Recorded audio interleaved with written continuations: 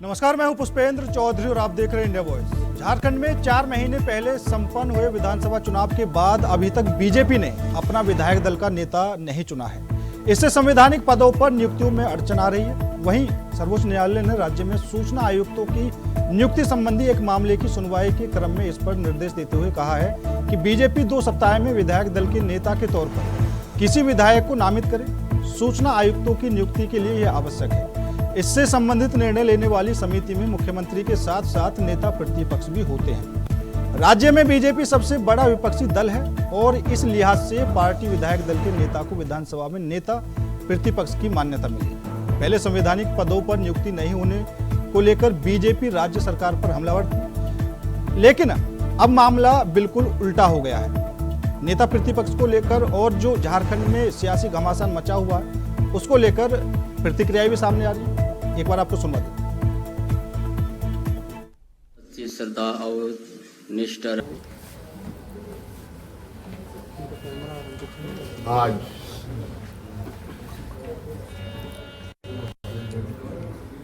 भव्य शपथ ग्रहण के बाद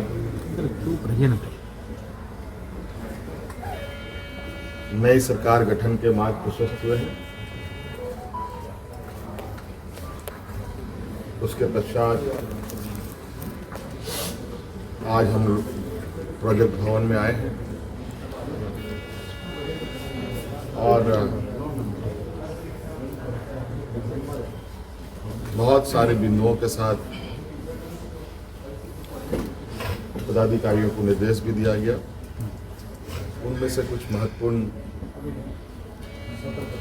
बिंदु हमारे सामने थी जिसका हम लोगों ने निष्पादन किया। आप सब लोगों ने देखा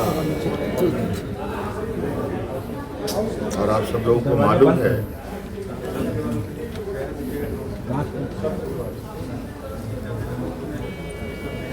कि केंद्र सरकार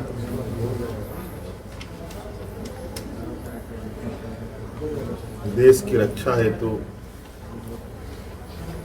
अग्निवीर जैसी कार्यक्रम को चला रही है।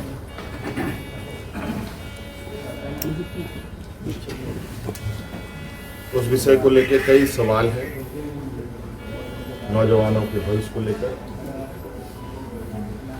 और आपको मैं बताना चाहूंगा कि राज्य सरकार ने,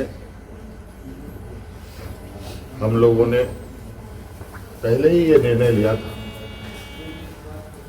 कि झारखंड राज्य के जो भी नौजवान। और आज इसी मुद्दे पर करेंगे चर्चा, और चर्चा में शामिल होने के लिए हमारे साथ कांग्रेस से श्यामल सिंह जी और भारतीय जनता पार्टी से विश्वजीत, वहीं वरिष्ठ पत्रकार उदय कुमार चौहान जी हमारे साथ जुड़ चुके हैं। सबसे पहले मैं विश्वजीत जी आपके पास आना चाहूंगा। नेता प्रतिपक्ष को लेकर जो सियासी घमासान मचा हुआ है उसको लेकर अभी तक स्थिति साफ नहीं हो पाई है कि आखिर चंपई सोरेन या फिर बाबूलाल मरांडी क्या कुछ होने वाला है। देखिए, ये भारतीय जनता पार्टी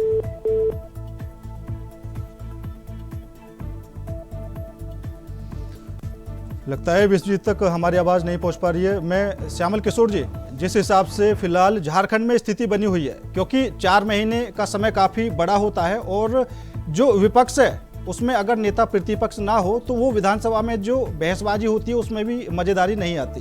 तो आपको क्या लगता है कि बीजेपी यहाँ पर काफी ज्यादा समय बिता रही है?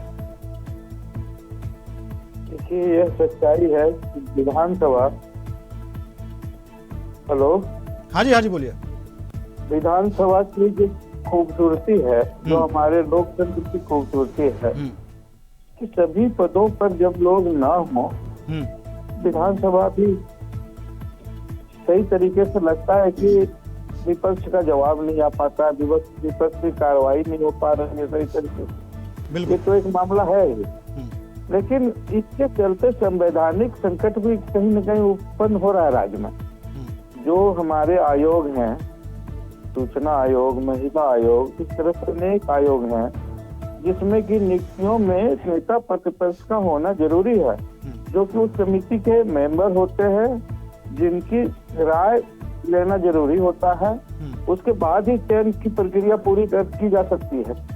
अभी आपने देखा होगा ये आप जानते होंगे कि सुप्रीम कोर्ट ने भी इस पर संज्ञान लिया है और सुप्रीम कोर्ट के न्यायमूर्ति सूर्यकांत और न्यायमूर्ति एम कोटेश्वर सिंह के खंडपीठ ने कहा है कि ये नेता प्रतिपक्ष का चुनाव जल्द से जल्द हो, ताकि जो विधायी संकट आ रहे हैं, जो बाधाएं आ रहे हैं सरकार को चलाने में, महिला आयोग की बात ये लगातार करते रहते हैं भारतीय जनता पार्टी। जब भी डिबेट होता है ये बार बार उस पर उंगली उठाते हैं कि नहीं, राज्य सरकार महिला आयोग का अब तक गठन नहीं कर पाई। लेकिन इसके पीछे जो बाधाएं हैं उसे दूर करने में भारतीय जनता पार्टी को भी उतना ही सहयोग करने की जरूरत है, राज्य सरकार को।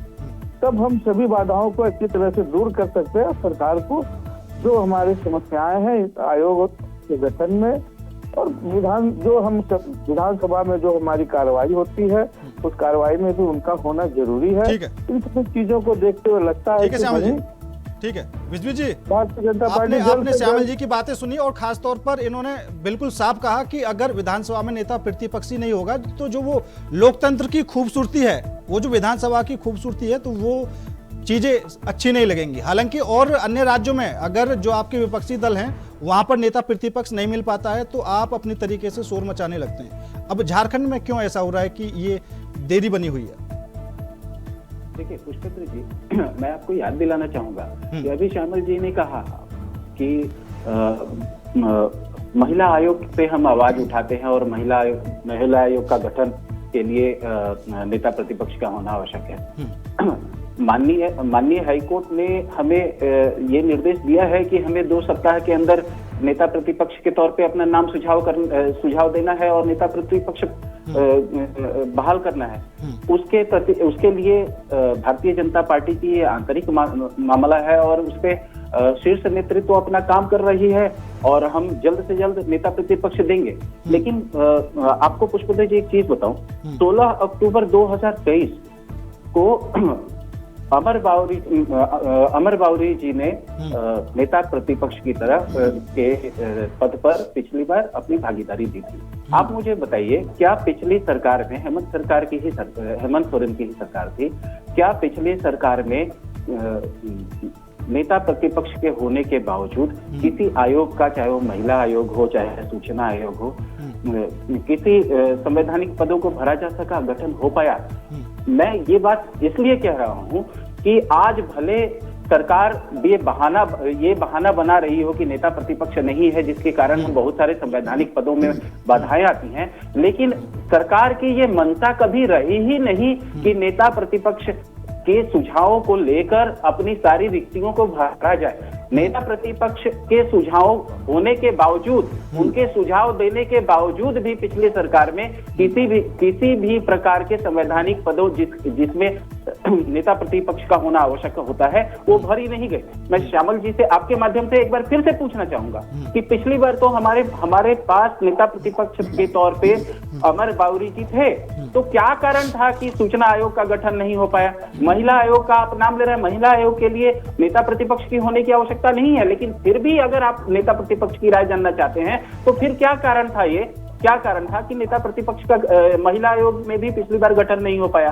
बहुत सारी इकाइयां हैं जिसमें नेता प्रतिपक्ष की आवश्यकता होती है। ठीक है, और ठीक है, मैं आऊंगा आपके पास। सिर्फ एक सवाल की क्या कारण था कि नेता प्रतिपक्ष होने के बावजूद भी आपने सारी रिक्तियां रिक्त रखी? ठीक है, मैं श्यामल जी से आपके इस सवाल का जवाब भी लूंगा। और उदय चौहान जी, आपसे जानना चाहूंगा, क्योंकि ये जो भारतीय जनता पार्टी ने अभी तक अपना नेता प्रतिपक्ष नहीं चुना है, क्या ये वजह बताई जा रही है कि चंपई सोरेन भी दावेदार हैं, उधर बाबूलाल मरांडी भी हैं, सीपी सिंह भी हैं, अगर किसी एक को बनाया जाए तो बाकी 2 रूठ सकते हैं?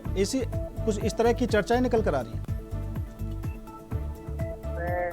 ये बात आपका सही है कि अभी जो स्थिति भारतीय जनता पार्टी की है उसमें शीर्ष नेतृत्व जो है इस मुद्दे को और इस मामले को पूरी गंभीरता से ले रहा है कि किस प्रकार से झारखंड में नेता प्रतिपक्ष का चुनाव किया जाए।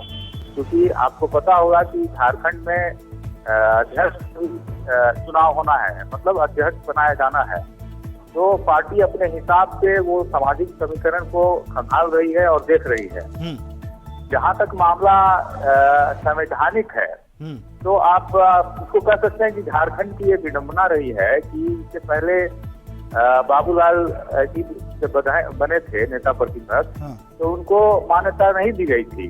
उसके बाद आखिर में अमर बावरी जी को बनाया गया था नेता प्रतिपक्ष। तो जहाँ तक ये सूचना आयोग की या और भी कई जो संवैधानिक पद है उनकी बात है, ये आप कह सकते हैं कि यहाँ के जो लोग हैं वो इससे वंचित रहे हैं और इसका खामियाजा यहाँ की जनता को भुगतना पड़ा है। जो दोनों पार्टियां हैं, दोनों तरफ से जो लोग हैं, सत्ता पक्ष पक्ष के जो भी लोग हैं, वो इस मुद्दे पर इनको अब बैठना होगा, क्योंकि अब एक फुल फ्लेजेड पूरी मैंडेट वाली सरकार है और अब जो भाजपा है उसको भी पूरी दृढ़ता से और पूरी ईमानदारी से विपक्ष का रोल निभाना होगा। अब भाजपा को अपना नेता प्रतिपक्ष तय करना ही होगा, क्योंकि नेता जो प्रतिपक्ष के का जो पद होता है वो आम जनता की आवाज होता है, जो संसदीय परंपरा है उसके अनुसार। अब इसमें भाजपा चूंकि अपना जो राजनीतिक जो पिछली दिनों हार हुई है, उसके बाद ये सामाजिक जो पक्ष है, सामाजिक जो समीकरण है, उसको देखते हुए ये तय करने में जुटी हुई है कि किसको नेता प्रतिपक्ष का पद दिया जाए। बिल्कुल सही बात है। तो और जब तक नेता तो प्रतिपक्ष नहीं होगा, आपने बिल्कुल सही कहा, जो मुद्दे हैं वो कैसे उठाए जाएंगे। श्यामल जी, आपने विश्वजीत जी की भी बात सुनी और उदय चौहान जी की भी बात सुनी। तो विश्वजीत जी ने कहा था कि जो पहले नेता प्रतिपक्ष थे तब भी जो खाली स्थान है वो भी तब भी नहीं भरे गए थे, तो अब क्या नया है?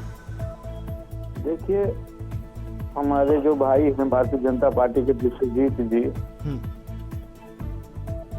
मुझे नहीं लगता कि जब हम किसी डिबेट में बैठे हों और एक सकारात्मक सोच के साथ बैठे हों, तो प्रश्न का जवाब प्रश्न नहीं होना चाहिए। बिल्कुल।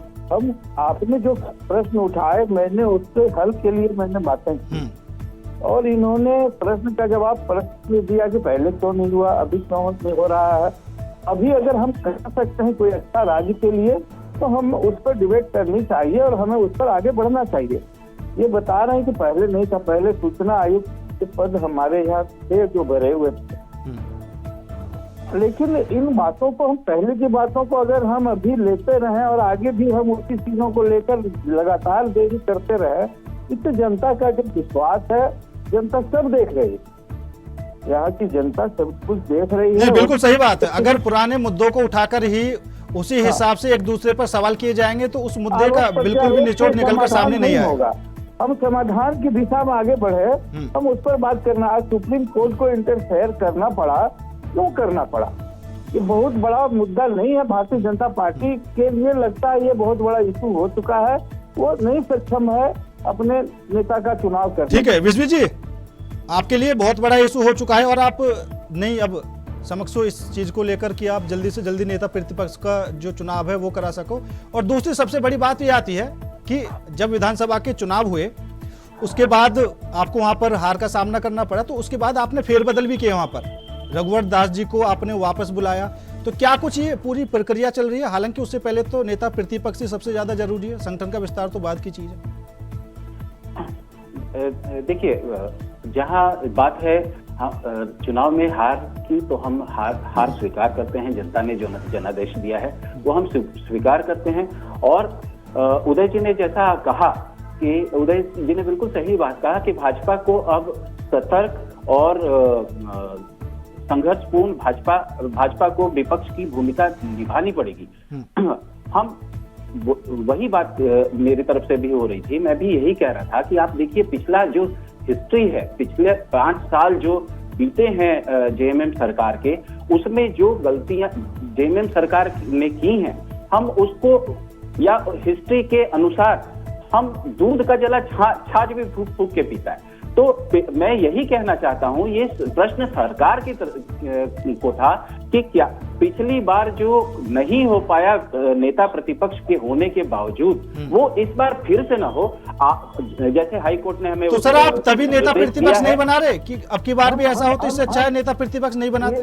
नहीं, एकदम हमारा काम हो रहा है, नेता प्रतिपक्ष अभी घोषित होंगे, लेकिन हमारे कहने का आशय ये है कि पुष्पेंद्र जी, आशय ये है कि नेता प्रतिपक्ष आने के साथ आपके जो जैसे सूचना आयोग की जो रिक्तियां हैं उनमें उसके लिए नेता प्रतिपक्ष का होना जरूरी है, लेकिन महिला आयोग के लिए, बाल आयोग के लिए और बहुत सारे ऐसे संवैधानिक पद हैं जिसको भरे जाने के लिए नेता प्रतिपक्ष की आवश्यकता नहीं है, लेकिन वो भी अभी भरे नहीं जा रहे हैं। ये एक तरह से सत्ता का केंद्रीकरण। नहीं, ये गलत बता रहे हैं। सर मुझे आप ये बताइए कि आपने बोल दिया कि उनके लिए नेता प्रतिपक्ष का होना जरूरी नहीं है। अगर झारखंड में कोई बड़ा मुद्दा बनता है विधानसभा में, उसे कौन उठाएगा? नेता प्रतिपक्ष या कोई और नेता ही उठा देंगे?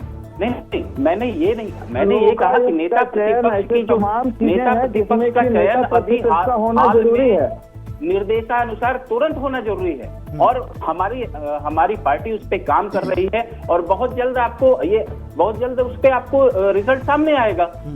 लेकिन सवाल ये भी है कि हम विपक्ष में हैं, नेता प्रतिपक्ष के आने के साथ पिछली बार जो गलतियां जेएमएम सरकार ने की और वो जो रिक्तियां पूरी नहीं हो पाई, उस पे आवाज उठाना हमारा काम है। सजग विपक्ष की तरह हम आवाज उठाएंगे ही।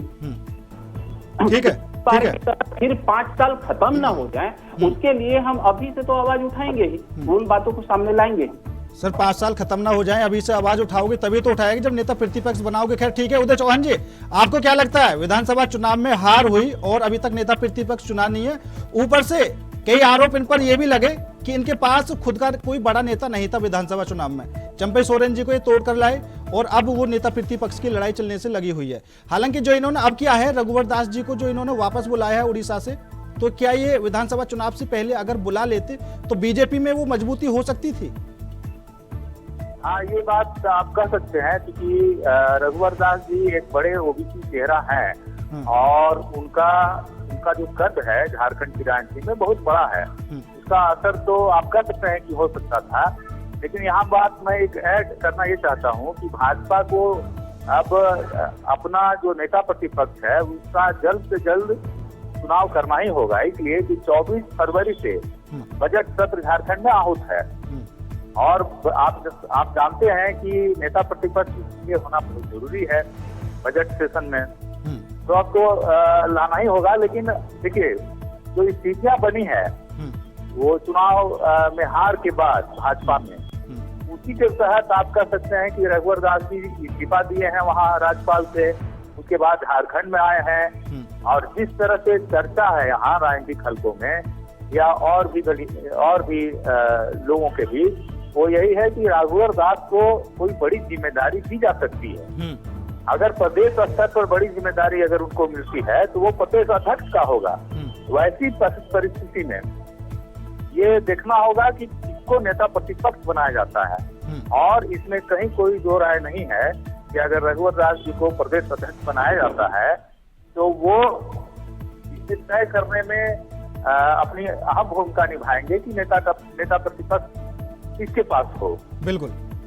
तो आप ये कह सकते हैं कि ये जो सारी जो परिस्थितियां हैं, जो भाजपा में जो डिले हो रहा है, वो उसी पूरे जद्दोजहद के तहत हो रहा है, या पूरा जो मामला है उसको देखा जा रहा है, समझा जा रहा है। ठीक है। विष्णु जी, अभी उदय कुमार जी ने साफ तौर पर बताया कि फरवरी में बजट सत्र शुरू होगा, और आपने भी कहा कि जो मुद्दे हैं हम वो उठाएंगे। अब अगर नेता प्रतिपक्ष के बिना आप मुद्दे उठाते हैं तो विधानसभा स्पीकर आपको इतना समय नहीं देंगे, फिर आप विधानसभा स्पीकर पर आरोप लगाएंगे कि हमें समय नहीं दिया जा रहा, क्योंकि नेता प्रतिपक्ष का एक अलग से समय दिया जाता है बोलने के लिए। तो कैसे आप कर पाओगे? नहीं, देखिए, 24 फरवरी से बजट सत्र का शुरुआत होना है और हमारे अंदर आंतरिक मंथन, आंतरिक तैयारी चल रही है। ऐसा नहीं है कि हम बहुत लंबे समय तक नेता प्रतिपक्ष का पद रिक्त रखें। शायद विश्वजीत तक उनकी आवाज नहीं पहुंच पा रही है। श्यामल जी, आपको क्या लगता है, क्योंकि बिना नेता प्रतिपक्ष के और इनके विधायक विधानसभा में मुद्दे उठाएं तो क्या जवाब सही तरीके से मिल पाएंगे, उन मुद्दों पर अच्छे से चर्चा हो पाएगी? क्योंकि नेता प्रतिपक्ष का एक अलग पद होता है और उसको उस सम्मानित तरीके से जवाब भी दिया जाता है और सम्मानित तरीके से उनके सवाल भी सुने जाते हैं और एक सम्मान तरीके से उनको पूरा समय भी दिया जाता है। देखिए, झारखंड की जो राजनीतिक सच्चाई है वो यही है कि यहाँ की जनता ने भारतीय जनता पार्टी को हाशिए पर लाकर खड़ा कर दिया। हम चुनाव से लगातार देखते हैं कि जिस प्रकार आयातित नेताओं को लेकर इन्होंने चुनाव में प्रचार किए। चुनाव हारने के बाद आप फिर से देखे होंगे कि रघुवर दास जी को वापस लाया गया। ये तमाम कवायद भारतीय जनता पार्टी में चल रहा है। इनके नेता अपनी इन कमजोरियों को नहीं बता पा रहे हैं जनता के बीच। आज भी इनके जो नेता हैं बता रहे हैं कि एक पिछले बार अमर बावरी को क्यों नहीं बने हुए। अमर बावरी 4 साल के बाद बने।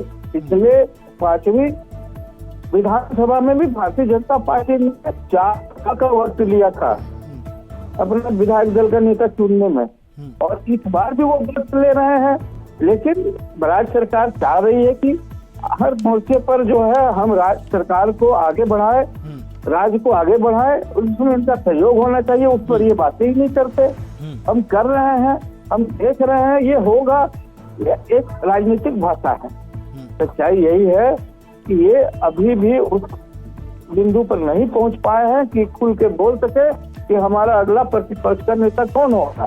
क्योंकि चलिए ठीक है, प्रदेश अध्यक्ष बाबूलाल मरांडी जी वो भी कुछ नहीं बोल पा रहे हैं। तो आप समझ सकते हैं कि क्या स्थिति है इस राज्य में भारतीय जनता पार्टी। आप नेता प्रतिपक्ष के बारे में तो खैर खुलकर अभी कुछ नहीं बता पा रहे। आप मुझे सिर्फ इतना ही बता दीजिए, ये जो बजट सत्र आने वाला है, क्या क्या आपके मुद्दे रहने वाले हैं उठाने वाले?